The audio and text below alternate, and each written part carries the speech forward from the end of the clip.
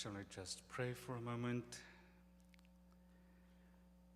Lord, may the words of my mouth and the meditation of my heart be acceptable to you, O God. And Lord, please speak to us, either through me or in spite of me. Amen. In our gospel lesson, we read John 3, a wonderful text, very deep, very profound. And I want you to remember just 3 words. Isn't that great? I have a whole sermon in 3 words. If you remember this, you remember the sermon. The 3 words are the following: loved, believing, life. Now let's make it easier. Remember love, life, and the bridge, believing. And then we have the whole message. It's a very dynamic word, and it is Lent, and during Lent we talk about growing. And this afternoon we're going to talk about growing by believing, or growing through believing.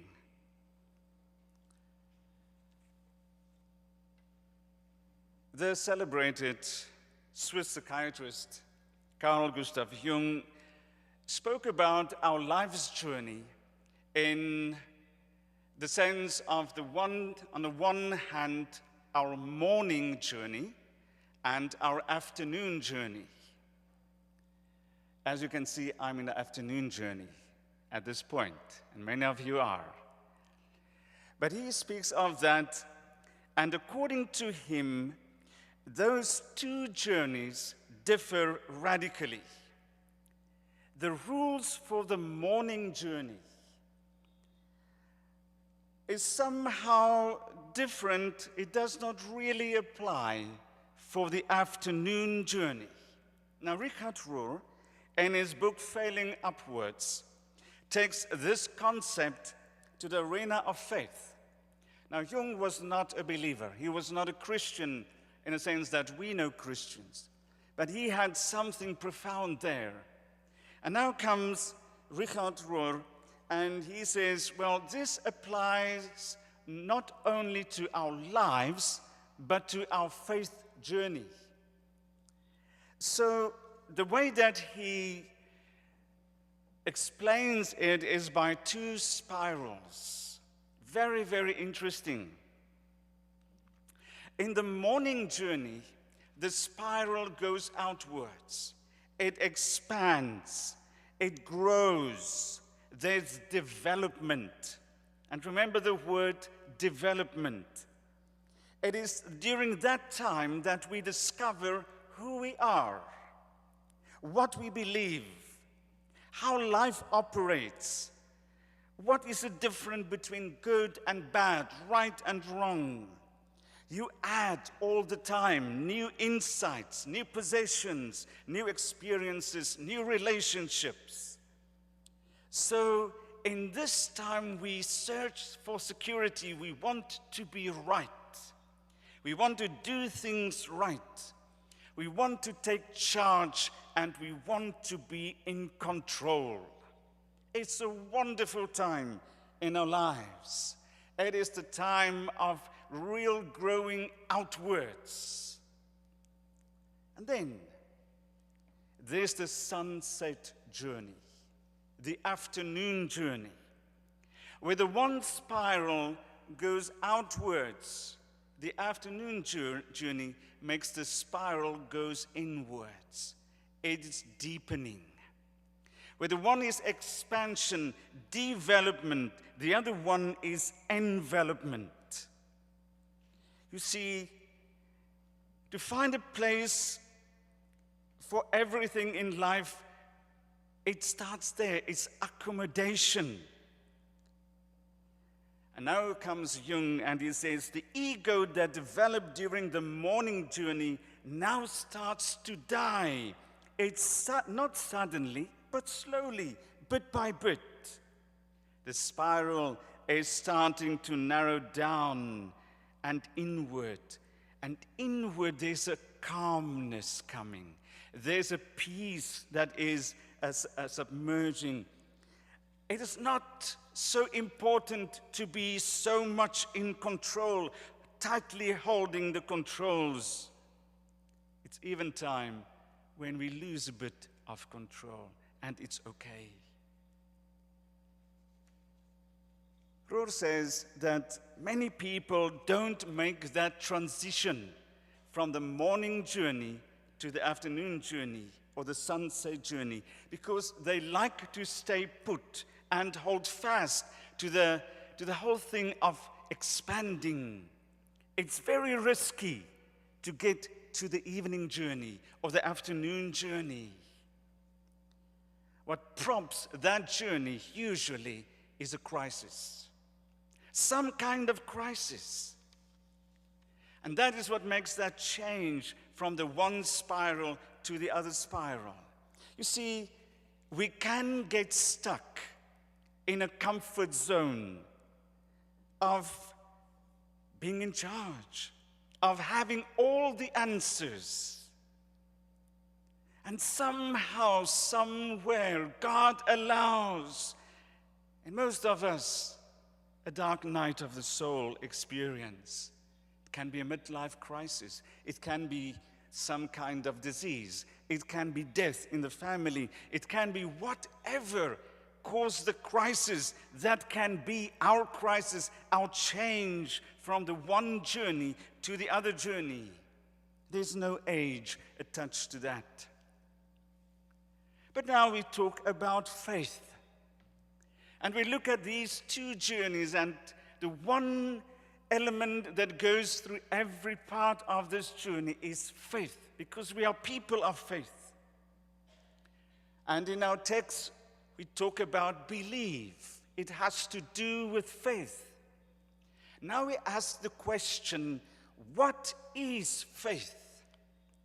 What do I believe? When we try to define that, there are a few things that we have to keep in mind. The first thing is we have to ask ourselves, what do I believe? Because that will influence this journey. What do I believe? What is the content of my faith? And that will, in a great deal, be determined by my doctrine. What is rational to me? How do I understand God? How do I understand right and wrong? And then the question is also how I believe. What is my experience of faith? Because faith that is rational also comes to a faith that is experienced. The doctrine becomes a living conviction. Ken Wilber speaks of our relationship with the thou. In our Christian faith, the thou is God. It becomes a relationship, not only something that I know and something that is from a book, but it's something that goes down in my heart. The third thing about faith that influenced my definition of what I believe is my faith tradition. Now, many people today talk about themselves as spiritual but not religious. And they see it in a very negative way. But the question that we have to ask is, my faith is influenced by my tradition. That is very important. Marcus Borg says that any religious and spiritual life must have a holder. That's like a flower in a vase or in a pot. And so he looks upon the traditions as these pots or these vases of different colors, different shapes that holds our faith, what we believe in. And now this is the thing that we have to realize, that we are forever tainted by the tradition we grew up in. Somehow it has its influence in our lives. I grew up as a Calvinist, and I was a blood Calvinist. So I always say, if I have to donate blood, the person who gets my blood will also be a Calvinist. But I've been through Pentecostals, I've been through the whole thing of a charismatic movement, and Presbyterian, and can you believe it, I'm now at the Methodists. But that is just something. I know that whatever your faith journey is like, you're always tinted, always tainted by your tradition, where I grew up in. Your faith might change, your faith might go into the road of maybe Pentecostalism or whatever it brings you out, but somehow the taint is still there. So we have to realize that. It's part of our journey. We cannot get away from that. And then the last one here is when I believe. Now this is very important. If you think of the when of belief, think of a rainbow.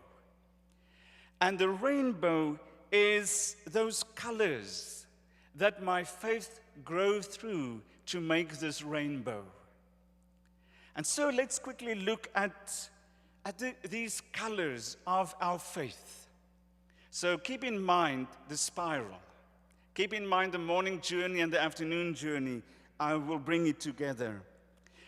Paul says in 1 Corinthians 13, when I was an infant at my mother's breast, I gurgled and cooed like any infant. When I grew up, I left those infant ways for good. James Fowler distinguishes 5 stages of faith in his model, integrated model. Let's quickly look at that. I want to look at these 5 stages. He actually mentioned 6, but let's look at 5. The first, magic, red. Red is for magic. We believe in a miracle working God. We see God as this miracle worker. When I was a child, I was always fascinated by the Old Testament stories. Adam and Eve, Moses, the burning bush, the sea. Moses goes through the Red Sea with 3 million people behind him. All of that's miraculous. In the New Testament, all the miracles, and that is so exciting. God is a miracle maker God. And prayer is sort of a red carpet, a magic carpet. If I want to have a miracle in my life, I pray. And that's one aspect of our faith. It's wonderful, but many people got stuck in that aspect. For them, faith is only the miracle aspect of God. He is the miracle maker. In the same sense, he's also very much misunderstood. You don't really know where you are with God. He's very temperamental. That's the view of that phase of our faith. And then we get to the orange, the warrior faith. And that we can identify that as the time in our faith where right and wrong was so important. I have to be right. This text is only interpreted in this way. And beware those who interpret it differently from me. I was there to protect God and the Bible and everything.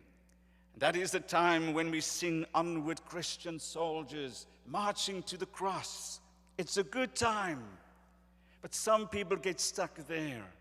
I told the people in this morning's service about one of the ladies I had in the previous congregation.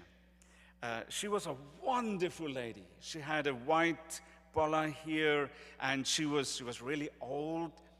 And she had her father's names. Her name was Peter, and we all called her Auntie Pita. Wonderful Christian. And I remember when we sang this song, this hymn in church, she was going like that. And I could see she's marching and she's fighting. She is on fire for God. Warrior faith. The third is yellow. That's the part of the rainbow, yellow. That's a time of belonging. In our faith, we love to belong. And it's also, belonging is the one side. But the other side of that coin is in and out.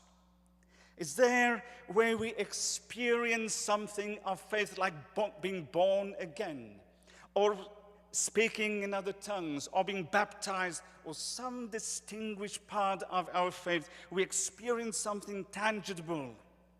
And that put us in a category.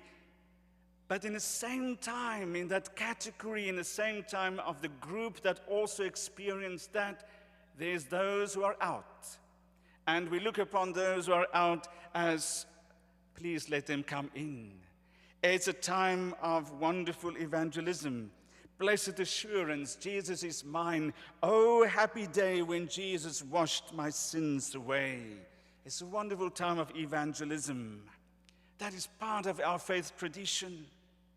But then, when everything is so secure, when I know what I believe, when I'm very sure of how to read the Bible, comes the green phase, comes the green part of this rainbow. It's usually a time of crisis.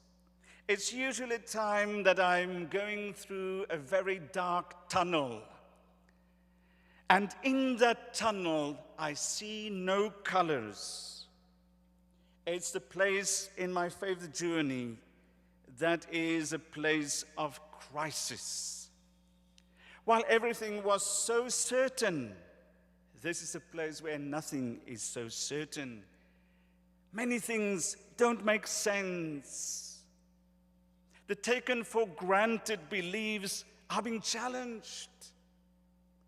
And many Christians arrive at this place in their faith journey through this tunnel of crisis, be it losing a job, be it a death in a family, be it at a crossroads that you don't know what is right, and all the cliches don't make sense.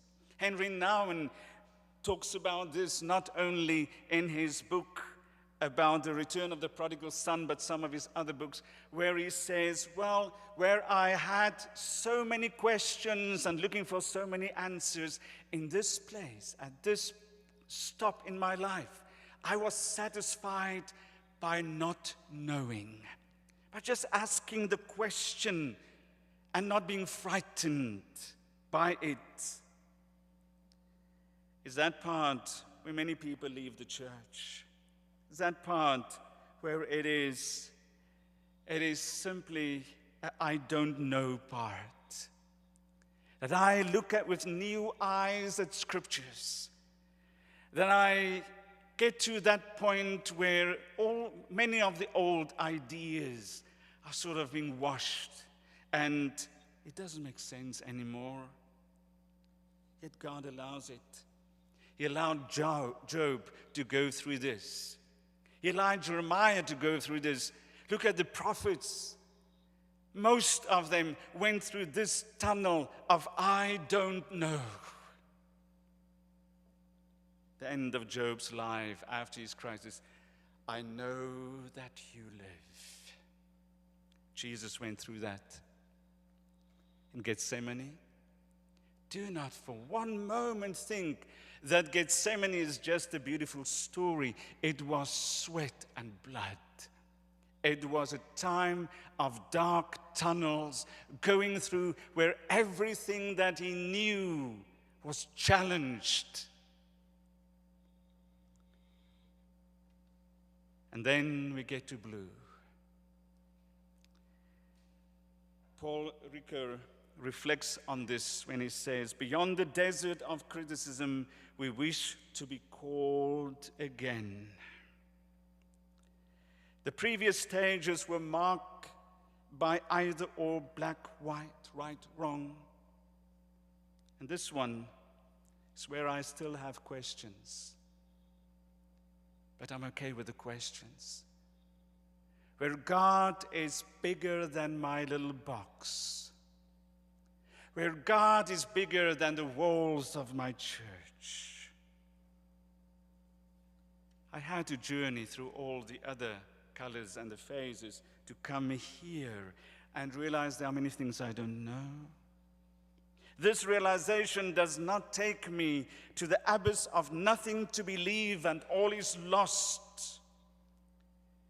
It takes me to a deep resting in what I cannot explain, yet not feel afraid to ask. It's a journey to the depths of the mystery of God. It's a meeting of the sacred and the sacrament. It's there where life becomes a sacrament, a holy act, a faith beyond belief. And this is where our text comes in. Jesus says, this is how much God loved the world. Know this, if you ever understand God's love, know that you don't understand it. If you ever understand God's love, you're in a place that you don't understand it, because you cannot understand it. As soon as I can capture God's love and say, well, this is all of it, there's so much more than I only know. I know nothing. It's just something that I can ask the question, God, how much do you love me? I will never know. And then on the other hand, life. Once I have experienced something of this love, there's the other side, life. So much God loved us. When my circle is going sort of outwards, I want to understand everything. It's important to capture God's love. But now I get to the other side. It's going inward. My spiral is going inward, it's an inward journey. I don't understand it all, but oh boy, do I experience life. Love, life. Doesn't matter the crisis. Love, life. It's a good place to be. The bridge between love and life is belief. But then believe has a totally different meaning. Believe is not something that I work and I try to understand and I work it. You see, believe is a bridge, and that bridge has a name: Jesus. Amen.